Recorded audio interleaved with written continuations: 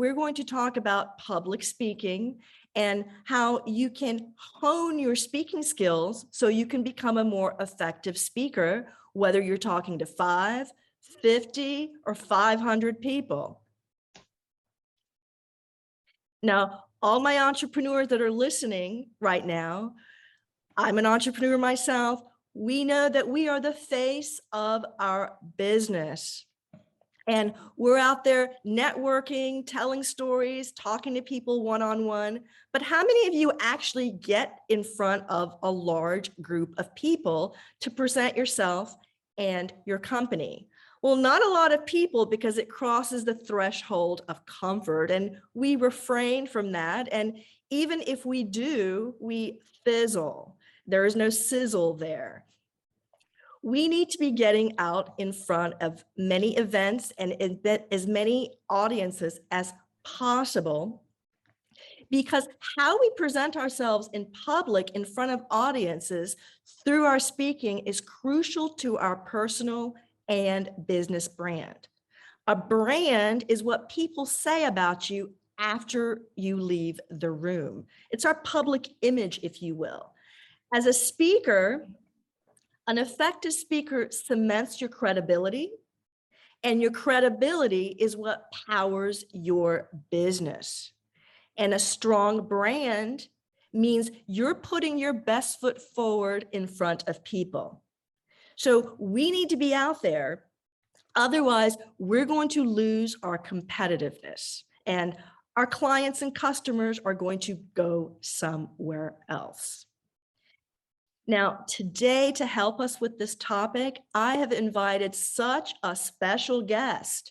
He is a speaking and public relations legend, as well as a highly sought after business leader who's been in the PR and speaking business for almost 50 years. And he's here to share his insights and stories with you to help sharpen your skills. His name is Bruce Merrin, and his company is called Bruce Merrin's Celebrity Speakers Bureau. And he's joining us here today from the entertainment capital of the world, Las Vegas. Bruce formally created his firm in 1973, and it has been one of the top 10 grossing firms in Las Vegas, as well as Los Angeles. And his roster of clients are unparalleled. His first clients his firm booked was Michael Landon and Johnny Carson. And his first sports stars he booked was Jackie Robinson and Muhammad Ali. And since then, he has represented a wide array of inspiring keynote speakers that include celebrities, athletes, entrepreneurs, radio and television personalities, politicians, and more. And let me just throw out some names. Every president since President Reagan, Steve Jobs, Bill Gates, Wayne Dyer, and Les Brown. His firm has worked for almost every Fortune 500 company around the world, and he's handled worldwide PR for brands like Versace, BMW, and Rolls-Royce. Bruce also served as the vice president on the board of governors of the International Association of Speakers Bureau, which is a worldwide leading speakers bureau organization. And let me add, finally, that Bruce Merrin Celebrity Speaker Bureau represents me, and I'm proud of being such a part of a talented roster of speakers. And I'm so honored that he's joining us here today to share his stories with us. Hi, Bruce. Welcome to the show. Hey, a big hello from Las Vegas, and we are honored to work with you. I just want to tell all the people around the world, you're one of the best business speakers that I've ever seen. So we're honored to work with you, Aisha. Thank you so much. Now, I always like to have my listeners learn about my guests. So to start, can you tell us about your early years and your educational background? Where did Bruce Merrin come from? Yeah, well, I will say, first of all, I owe everything to my mom, She was a real pioneer. If we talk about the public relations business, she had one of 2 Hollywood-based public relations companies. And I graduated from the UCLA Film School, and I had a job at MGM, a very prestigious job at MGM. And during that time, I worked with Elvis Presley. But my mom called me at MGM and said, Bruce, I would love it if you consider working with me and leaving MGM and joining me. And she had a very big PR firm at General Service Movie Studios. It was a movie studio, and our next door neighbor was Michael Landon. And I'll just share one story because my mom means the world to me. Share all the stories you want. Oh yeah, no, I'm happy to do it. So the very first week I'm working for my mom at the studio, and I walked in, and again, I'm a film graduate from UCLA. I see seated at my mom's chair is the Oscar winner, the Academy Award winner, Joan Crawford. I recognized Joan. I didn't know she was a client of mom's. So I walked into the office. Joan stands up, gives me the biggest hug, and she says, Bruce, your mom is the best PR representative that I've ever had. That was my introduction to PR, my very first week, and Joan Crawford, the Oscar winner. So I owe everything to my mom, and I learned everything from my mom. Wow, so she was such a great inspiration for you. Would you agree?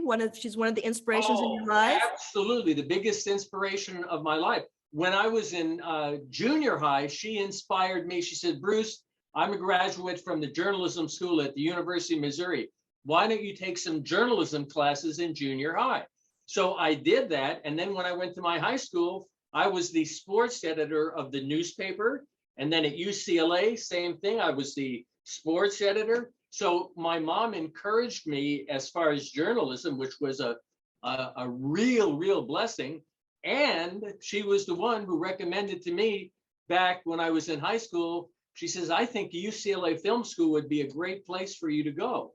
So in all areas of my life. But the great thing with my mom, she was a real pioneer, because at the time of her PR firm, there was only 2 women that had Hollywood-based PR firms. So again, that's why I say, in the 3 years I with my mom, I learned everything, and that's why she's so special to me, Aisha.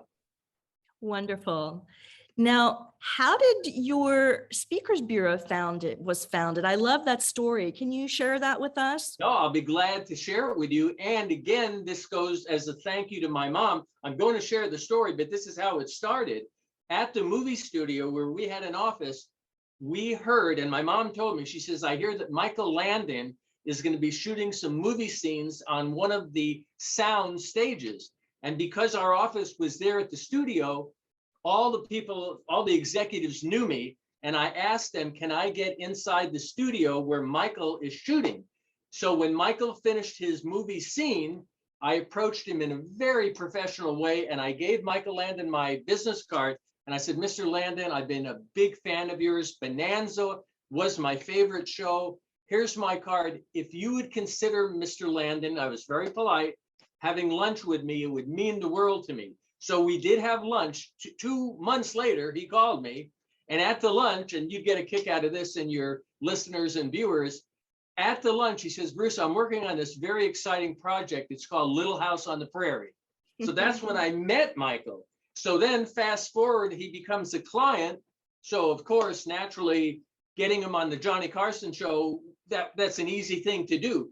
But after the show was done, Johnny Carson came into the dressing room with me and Michael. He says, Bruce, Michael, why don't you come to my home in Malibu? Why don't you have dinner with me? And again, Aisha, I'm a young kid. I'm probably 23 years old at the time. I think, oh my God, I'm going to Johnny Carson's home for dinner. But that night in Malibu, Johnny gets out the wine. He toasts us. He says, Bruce, you've been bringing some great guests on the Tonight Show for the last few years. I think you should start a Celebrity Speakers Bureau. So I said, well, Johnny, it's a great idea, but you know, I'm a PR person. I've never booked speakers. So Johnny looks me in the eye, he takes a sip of wine, and he says, I'm going to make it easy. I'm going to be your very first client. And then Michael does the toast. He says, Bruce, I'm going to be your second client. And then the next day, Ed McMahon called me up. He says, I hear you're starting a new Speakers Bureau. And this is like almost 50 years ago. So that is how my whole Speakers Bureau started. And then shortly after that, I got Jackie Robinson and Muhammad Ali. So that's how it all started. So I'm really thankful to my mom because she told me that Michael was shooting the movie scene at the studio where we had an office. And then, of course, I'm thankful to Johnny Carson and Michael Landon because otherwise I would still be just only doing PR. Yeah, well, you can tell you have that natural entrepreneurial risk-taking spirit in you, because if you hadn't approached, nothing would have happened. No, you're absolutely right. Well, listen, I know you spend time in New York. My wonderful Jewish grandma, she had this expression, which I know you've heard, but her expression to me all the time was, if you don't ask, you don't get, right? So with Michael Landon, I knew, and you said it very well, taking a risk is important. I could have been shy and not even gone to the set, but I knew I would have one chance to meet Michael Landon, like Eminem and the Eminem, Yes. that's very famous. You got one shot, You got one shot, one opportunity. Exactly. And I love that song. So that's why I approached Michael. And it did take 2 months, but he kept my card and he called me. If I was shy and didn't take that risk, my whole life would have been changed. Absolutely. Now, you mentioned Jackie Robinson. Yes. Talk about him a little bit, because Yes. he's all over. Such a yes. First of all, yes. Today, the day that we're doing this nice little interview, this is the 75th anniversary of Jackie Robinson, the first day that he played in the major leagues with the Brooklyn Dodgers. And the way that he became my first client was, first of all, when we were living in New York, I was a Dodgers fan because my dad and mom were Dodgers fans. So we went to Ebbets Field in Brooklyn all the time. And Jackie was my favorite player on the Dodgers. So then fast forward, I finished UCLA. I'm working with my mom. And in that very first year, when Michael Landon joined me along with Johnny Carson, I had an opportunity to meet Jackie.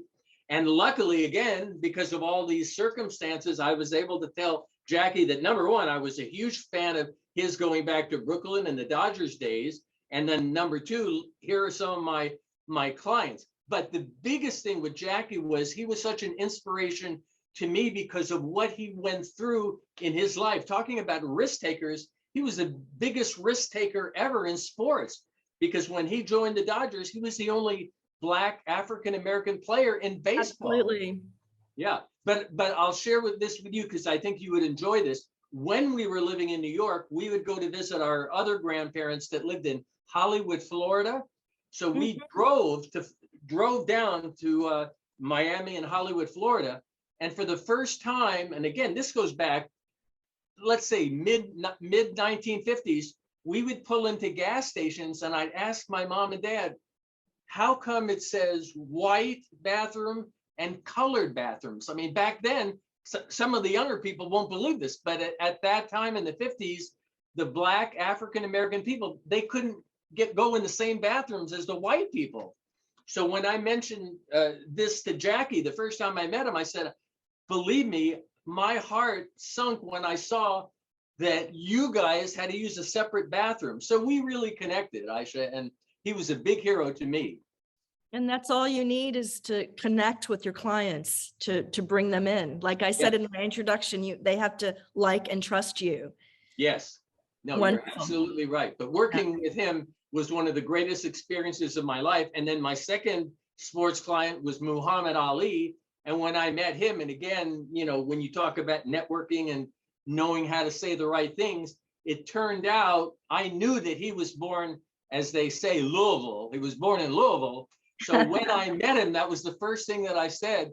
I said, Muhammad, you're going to really get a kick out of this. I was born in Louisville before you were. So that was my way of getting to meet Ali, and working with him was so much fun. I mean, he was just a brilliant, brilliant guy. Fantastic. So let's talk about your speakers bureau for a second. There are a lot of speaker bureaus out there. What makes yours different from the rest from a business perspective? What do you offer that's different? Oh, no, sure. No, that's a great question. I think the first thing that I would answer off the cuff is, because we have done this nearly 50 years, we have such rich experience in this industry. I've done it for so long. I understand the best ways to serve our clients, because that's what it really is. We're serving our client. Every client, when they're putting on a meeting, each client is different. They have different needs. And I'm not a salesperson. In other words, when I start working with a certified meeting planner, let's say at a Fortune 500 company, I'm not there trying to sell them on somebody. I ask a lot of really good questions to that certified meeting planner. I want to find out what are the demographics of the group that they're planning the meeting. What city is it going to be in? Do they have a theme? Because as an example, I had one group a few years ago, their theme was going to the moon. So I booked Buzz Aldrin, who was one of the first people to walk on the moon. Yes. So it's asking a lot of questions. It's not selling, it's asking a lot of questions. And the wonderful experience that we have, and I've used this term for so many years, impacting lives. I feel like I'm able to impact lives because when our speakers go out and speak to a large audience, they really impact the lives. And you were nice enough to mention earlier, for example, Dr. Wayne Dyer. I probably booked him maybe 50 times. Every time that Dr. Dyer went out to speak, the next day the client would come to me, Dr. Dyer was the best speaker we've ever had, and he really impacted the audience. So that's what I'm looking for on my side. I want to book a speaker or a presenter that really impacts the audiences, and then making the hero of the certified meeting planner. So I really enjoy doing it, but I think it's our experience in the industry that would set us apart. There's plenty of good speakers bureaus around, but not too many. If we made a list, there's not too many that have as many years experience as we do. Wonderful. So what keeps you going? Is it the impacting lives after 50 years? You're still passionately going. What gets you up in the morning and keeps you going? Yeah, well, I think that word passion, I really have passion, and I really love what I do. And some people, I mean, it's hard for me to imagine, but I have a lot of friends from my high school that retired many years ago. They retired. And that word is not even in my vocabulary. I love what I do so much. When you mention what gets you up in the morning, it's because I really love what I do and I enjoy it so much. So I would never retire and stay home and watch ESPN. That's just not in my genes. I enjoy the fact that all the time we can impact the lives, and not only the lives of the speakers, our clients as speakers, but impact the lives of the audiences that go to see our speakers. So that's a really thrilling and a really exciting thing for me. Now, you are someone that has achieved immense success. What entrepreneurial lessons or words of advice would you want to share that's relevant to your success with our listeners? Well, I would say, number one, I did mention impacting lives to you earlier, but I think no matter what you do, if you can have that spirit that every day you want to try to impact lives, and it's not about money. I mean, I'll just give you an example. I get up early and I get to the office early. I had to stop at Vons. It's a local supermarket. And I saw this woman, maybe she was 85 years old. I mean, she was an older woman. And she had all these packages in her cart, and nobody was there to help her. So I stopped by and I said, please let me help you. I loaded all of the groceries into her trunk. She was so thankful. And when she got into her car, I got the biggest smile from her. So, I mean, that's a small way, but I impacted her life, but it had nothing to do with money. So one of the things I would say is that. The other thing, I've always used this term going way, way back, and that's positive persistence. I really am a big believer in positive persistence. For anybody or any of the people that are watching that are into sales, there's an interesting statistic that one of our clients that is in sales has used. Usually it takes 7 interactions before a sale is consummated. A lot of people stop at number 2 or number 3. So that's where I mentioned that positive persistence, and I mean it in a positive way, not annoying the people or nagging them, but having positive persistence. That is such a powerful thing. And one speaking engagement that I did about 2 years ago, right before COVID, it was for PRSA, Public Relations Society of America. And they asked me whatever topic you want to use. And I used the power of positive persistence, because I use that no matter what you do, if you're a CPA or whatever you are, a lawyer, positive persistence really can go a long way, because it shows that you really care and you're not giving up. Fantastic. Now, let's bring the topic to speaking. Yes. Now, we both know that when you get in front of a group of people, you have to connect with them really quickly or you'll lose them. Right. What are some strategies or a strategy that speakers can do to hook people? What are some of the strategies that you've seen that works? No, I think it's that's a great question. And when I'm talking with a newer speaker, these are some of the things that I share with them. At the beginning, if you can make the audience laugh, if you have them at hello by making them laugh, and I'm not talking about saying a corny joke about the horse walked into the bar, not that, but something that can get the people in the audience to laugh. It's a way of really connecting with them early. Another thing that I tell all of my speakers, all of the speakers, the story is the key thing when they're speaking. It's what is their story? But if they can hit and capture the heart of the people in the audience, if they can capture their heart at the beginning of the talk, then again, they have them at hello. And it's great if they can, design a story that really touches the heart of the people in the audience. That is a very important thing. And then another important thing for a speaker is having an ongoing theme throughout their talk, so that when the audience leaves, at least they have one or two things that are embedded in their head, which the speaker was able to impart to them. So an ongoing theme is a really helpful thing as well. And then the other thing, of course, there are many people that are brilliant, but they aren't necessarily good speakers. So those that are speaking, if they can present their information in such a way that they can make it entertaining, that is really important. Because just to use the example, there are some professors at universities there, and they're very bright, but they're didactic. To use that word, they're didactic. And when Absolutely. they speak, it's boring. It's boring. So being entertaining, being a speaker where you can entertain the audience, and that's where the laughter comes in. It really helps so much if they can create laughter to the audience. We use this word, and I know you're familiar with it, but maybe some of the listeners or viewers, if you can give the audience takeaways that they will remember from your talk, which are takeaways that you are giving to them throughout the talk. That's a really important thing as well. So, you want to entertain them. Certainly you want to make them laugh. You want to impart knowledge, but to do it in an entertaining way. Okay. You mentioned the word didactic. Can you make some comments about speaking technique, like pausing, pacing?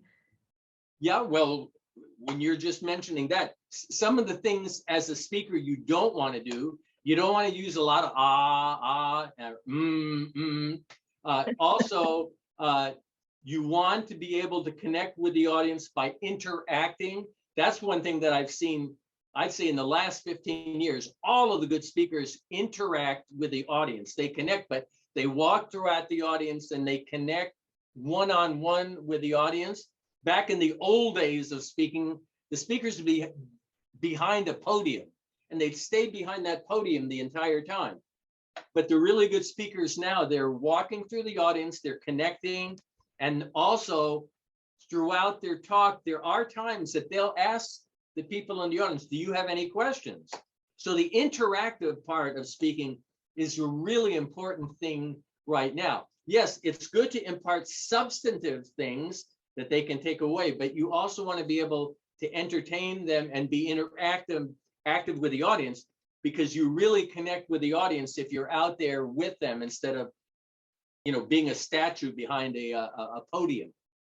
Right. Well, now because of COVID, so many people are doing speeches and events online. Yes, yes. So And that has its challenges. It does. And you were nice enough, you had mentioned earlier about Les Brown. Now, Les Brown is one of the legendary speakers, and we've worked with him for years and years. Now, we are doing live presentations now, but this particular client 2 months ago, they wanted Les Brown to do a virtual talk. And being able to do a virtual talk, it's a little different than, being with the audience, because you can't walk around and connect. But Correct. that's where speakers like Les, he's such a great storyteller.